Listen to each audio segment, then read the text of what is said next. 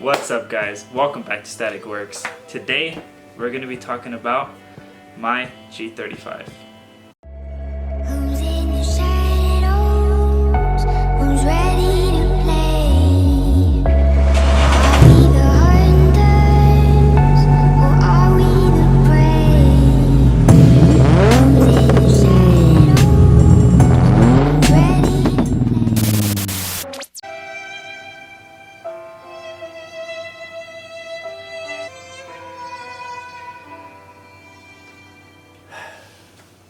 So this video isn't going to be an install video or vlog, but more of talking to you guys about what happened to my G35 and where it went, Where did it went, dog? God. Where did it went? Tell me, I want to know. So we're going to be talking about where did it went and pretty much tell you guys the whole story on the G35.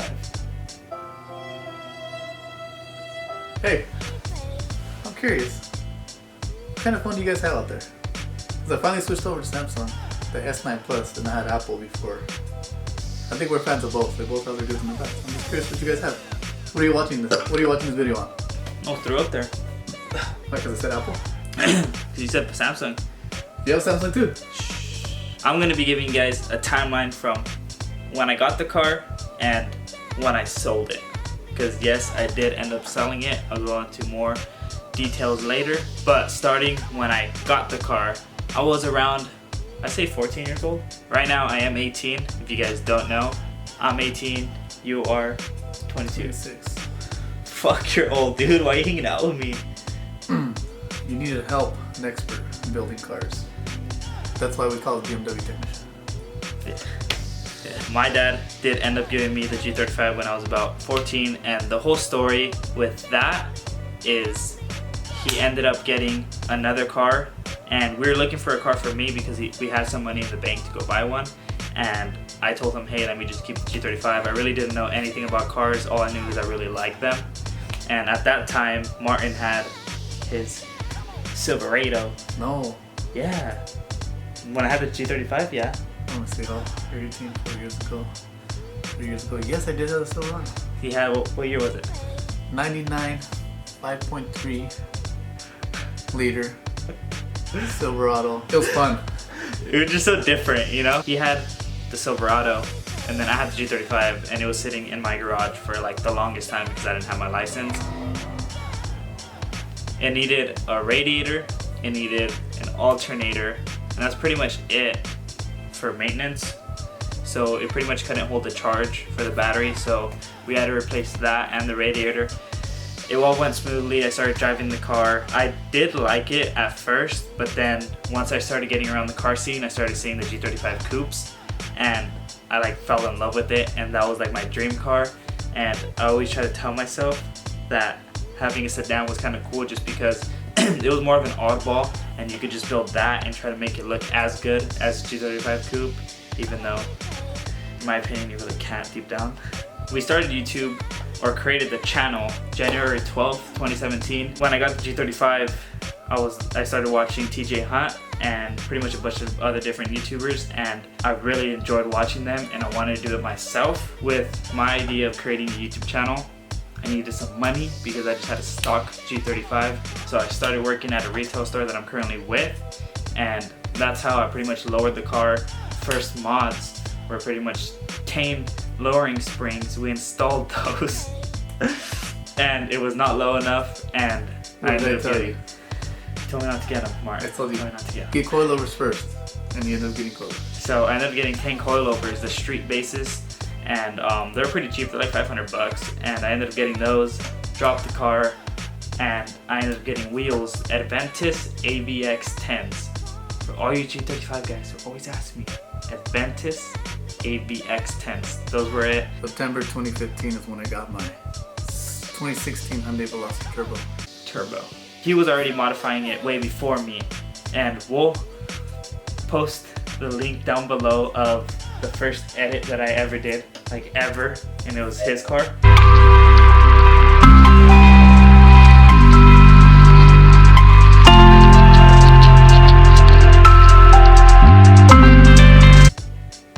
Terrible. It was the first upload on our channel. We wanted to just like have like a little initiation for our videos. Damn it! What the hell? Jumping into YouTube, we really didn't know what we were trying to do at first.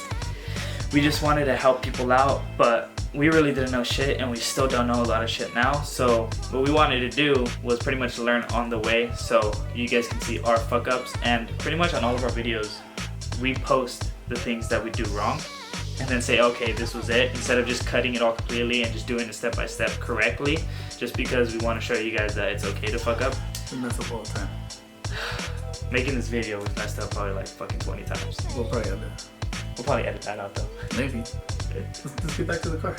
What are we doing? We're talking about why we made YouTube. This just turned different, dude. I know, this is a different route. Alright. Anyways, going down the line, I always had this thing about the G35, and it was like a tug of war between actually wanting to keep it and just selling it and getting a G35 coupe. And honestly, I have put it up for sale before, just kept it very low key, and my plan was to get a 6-speed G35 coupe. In my opinion, I prefer manual over automatic, and that's why I wanted it so bad. And especially getting into the YouTube scene, the YouTube car scene, it's like you have to have a manual.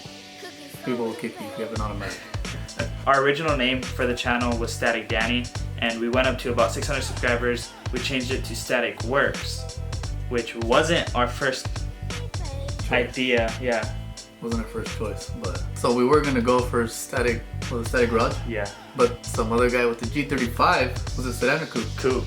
He had it, and he had like 1,000 subscribers. We wanted it to be more unique when it came to YouTube names, just so we kind of stand out. And the reason I changed it was because Martin was a big part of it, and we're like, we should do more of a group thing. So that's when we changed it to Static Works. We were at 600 subscribers, around there. We made like a little cheesy video like we're doing now inside Martin's car, and we pretty much blew up after 1,000 to 5,000. I don't consider that really blowing up, but we blew up to that amount, and we pretty much passed the person that has that name. Should we get out the stickers, boys? We still have more, even though we closed it all down. It's just we want to keep these for ourselves, and But maybe they'll be like limited runs. we have a lot of these, so maybe we'll do a little. When we do a next giveaway at 10K, we'll be giving out more stickers. But we just want to refresh the whole brand and just go for something completely different. But I feel like we're gonna open the store at 10K subs.